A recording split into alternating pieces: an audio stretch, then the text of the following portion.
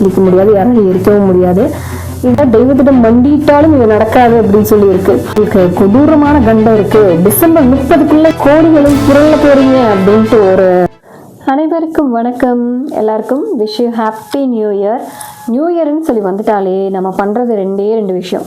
ஒன்று ரெசல்யூஷன் எடுக்கிறது, இல்லை அந்த இயர் ஸ்டார்ட் ஆக போகுதுன்னா லைனாக உட்காந்து ராசி பலன் பார்க்க வேண்டியது. அதுவும் இந்த ஒரு வாரமாக யூடியூப் பக்கம் போயிட்டாலே அந்த ராசி பலனோட தம்ப்நெயில் பார்த்தாலே நம்மளாம் பயந்துருவோம். அந்த மாதிரி இருக்கும். அது ஏராசிக்கெல்லாம் போட்டிருந்தாங்க, கோடிகளில் புரள போகிறீங்க அப்படின்ட்டு ஒரு சேனல்.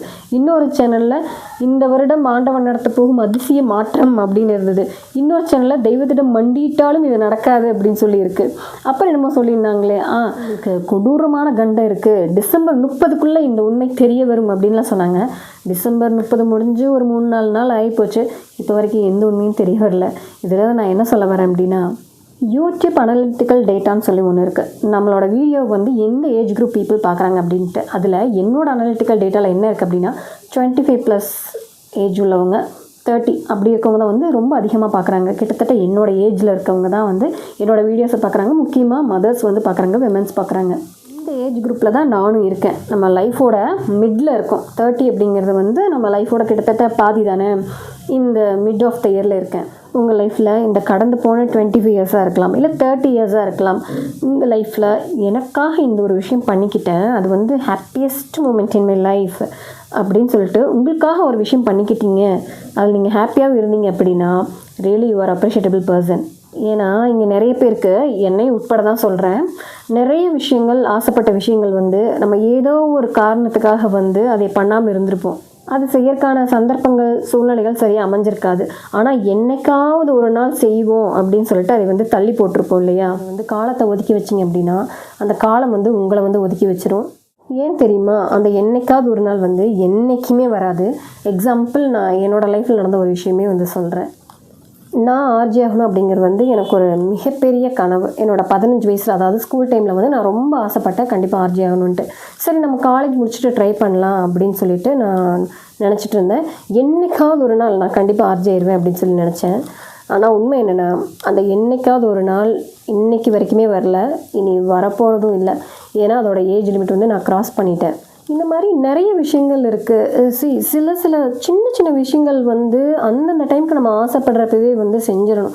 அது ஒரு ட்ரெஸ்ஸாக இருக்கலாம், இல்லை சாப்பிடக்கூடிய பொருளாக இருக்கலாம், இல்லை வந்து ஒரு சின்ன விஷயம், அது வந்து உங்கள் வாழ்க்கையே மாற்ற போகுது அப்படின்னு நீங்கள் ஆணித்தரமாக இருக்கிற ஒரு விஷயத்தை வந்து உங்களோட சின்ன வயசில் எப்போ நீங்கள் ஆசைப்படுறீங்களோ அப்போவே வந்து அதுக்கு ஒரு ஸ்டெப் எடுத்து நீங்கள் அதை க்ரோ அப் ஆகிக்கோங்க.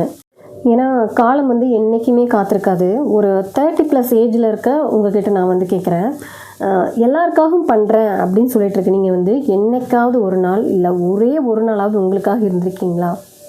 இனி வர்ற இந்த வருஷமாவது, அதாவது முக்கியமாக லேடிஸ்க்கு வந்து ஃபேமிலி வந்து எந்த அளவுக்கு முக்கியமோ அந்த அளவுக்கு வந்து நமக்கு நாம முக்கியம். தொலைஞ்ச உங்களை தேடி எடுங்க. உங்களுக்கு பிடிச்ச விஷயங்கள் ஏதாவது ஒரு விஷயமாவது உங்களுக்காக பண்ணுங்க.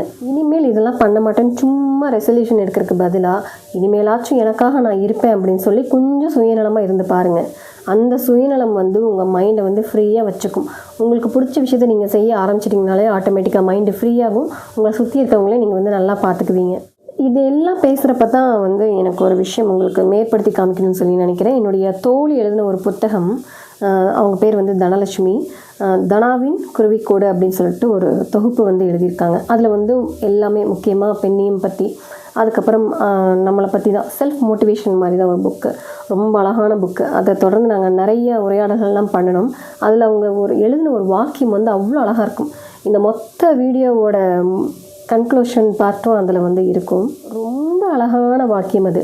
தன்னை தொலைத்து தன்னை தேடிய பின் கிடைக்கும் வெகுமதி வலி. தன்னை தொலைத்து தன்னை தேடிய பின் கிடைக்கும் வெகுமதி வலி. வலிங்கிறது வந்து அங்கே 2 மீன் பண்ணலாம். வலி, பெயின் அப்படின்னு சொல்லலாம், வலி வே அப்படின்னு வந்து சொல்லலாம். இப்போது நம்மளை தொலைச்சி நம்ம தேடிக்கிட்டதுக்கப்புறம் நம்ம கிடைக்கிற பரிசு, கிஃப்ட்டு, அதுதான் நம்ம வந்து அது ஒரு பெயின். இது வந்து ஒரு பெயின். நம்ம தொலைச்சிட்டோம் அப்படிங்கிற நம்ம ஒரு பெயினாகவே கூட வச்சுக்கலாம். இல்லை வந்து நம்ம தொலைச்சி நம்மளை தேடி எடுத்துட்டோம், நம்மளோட வழியில் நம்ம செல்லணும் அப்படின்னு கூட எடுத்துக்கலாம். நீங்கள் எதை சூஸ் பண்ணுறீங்க? வழியாகவே இருக்க போகிறீங்களா, இல்லை உங்களுக்கான வழியை தேடி போக போகிறீங்களா? உங்களுக்காகவும் கொஞ்சம் வாழ்ந்து பாருங்கள். வாழ்க்கை ரொம்ப சந்தோஷமாக இருக்கும். பொதுவாக எனக்கு ஒரு 10 இயர்ஸ் பிஃபோர் வரைக்கும் டைரி எழுதுகிற பழக்கம் உண்டு. பர்சனல் டைரி எழுதிட்டு டிசம்பர் 30 அன்னைக்கு அது ஃபுல்லாக படிச்சுட்டு அன்றைக்கே கிழிச்சு அப்போவே எரிச்சிருவேன், யாரும் படிக்கக்கூடாது அப்படிங்கிறக்காக. ஆனால் இப்போ நான் எழுதிட்டுருக்க இந்த டைரி அம்மா டைரி ஓப்பன் டைரி, யாராலையும் கிழிக்க முடியாது, யாராலையும் எரிக்கவும் முடியாது. இதில் உங்களோட வேல்யூபிளான தாட்ஸை என் கூட சேர்ந்து நீங்களும் எழுதுங்க. நிறைய பேருக்கு அது பயனுள்ளதாக இருக்கும். இந்த வீடியோ உங்களுக்கு பிடிச்சிருந்தது அப்படின்னா மறக்காமல் ஒரு லைக் பண்ணுங்கள். ரொம்ப பிடிச்சிருந்தா ஷேர் பண்ணுங்கள். உங்களோட வேல்யூபிளான தாட்ஸை கமெண்ட் செக்ஷனில் ஷேர் பண்ணுங்கள். இன்னும் நம்ம சேனலை சப்ஸ்கிரைப் பண்ணாமல் பார்க்குறீங்க அப்படின்னா மறக்காமல் ஒரு சப்ஸ்கிரைப் பண்ணிவிடுங்க.